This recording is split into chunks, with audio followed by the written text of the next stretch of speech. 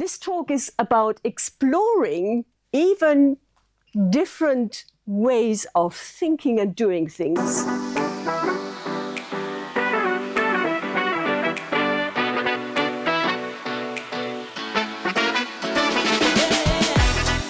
I've been in business now for almost 14 years, and it's been an incredible journey. But cultural diversity is really something which is very close to my heart. It reflects my own journey. Thinking about cultural intelligence is all about learning different skills by being open and also connecting to the otherness.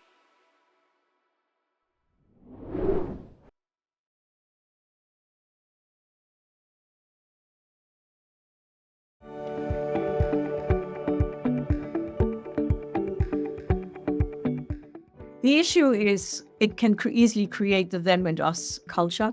So those who work from home or work remotely and those who are on site, often they don't know what they don't know about each other. They make assumptions, and that can actually cause a lot of mistrust towards each other. And that also has an effect on productivity and team performance. So leaders who, for example, want to embrace a diverse team have to look into addressing that. Another aspect is productivity per se. How can you also bring the best out of your people if you don't know if they are productive at home? Are they up to speed with the latest technology development? Communication skills are absolutely crucial, particularly when they are starting to diversify as well. How can you also make sure that your team regrows to become cohesive? Different places across the world means also different ways of connecting with each other. And that has to be supported through all different ways of people development.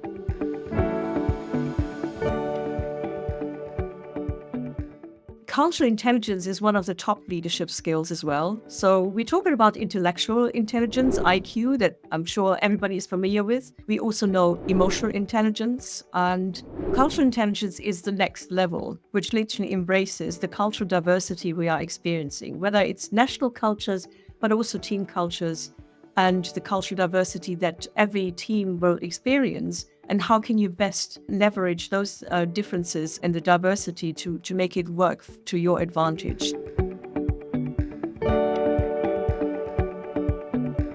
It's a long-term friend and colleague who engaged me in coming to speak at their conference. And that was my own cultural diversity background. Being Egyptian German, I have already experienced cultural diversity within my family upbringing. But that aside, I think the personal story was a motivator for them to engage me, because their audience have also had similar stories to mine. They literally came from different cultural backgrounds and moved to the UK. And that journey of cultural adjustment, but also the culture shock that comes with it, where they feel culturally belong, is part of their challenges. It also makes that more relatable to the audience, that I'm not native speaker and they have had the similar issues themselves about making them understood. Often they have very strong accents. Their communication style is probably not the way how they want to be ideally communicating, but they haven't got the vocabulary or the communication skills that a native speaker normally would have. So all these are literally tick boxes that gives me the edge, let's say, to empathize with the audience right from the start. And reflecting on that on a conscious level and making it humorous in a way how I presented some of my insights and learnings was really what brought this engagement to a successful delivery.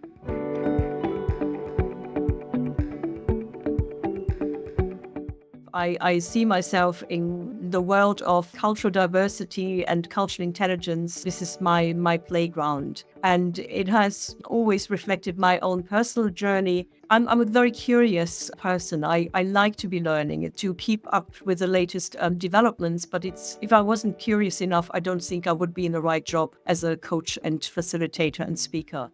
Even if I'm not a subject matter expert that my clients are in, I can still see the bigger picture, which gives me the opportunity to help them to step out of their comfort zone, or even reflecting, oh, I have never thought about this, or what is the future vision? These are all questions that come up in the very here and now, that gives me the opportunity to be creative and supportive in that very moment to help the client to achieve their best.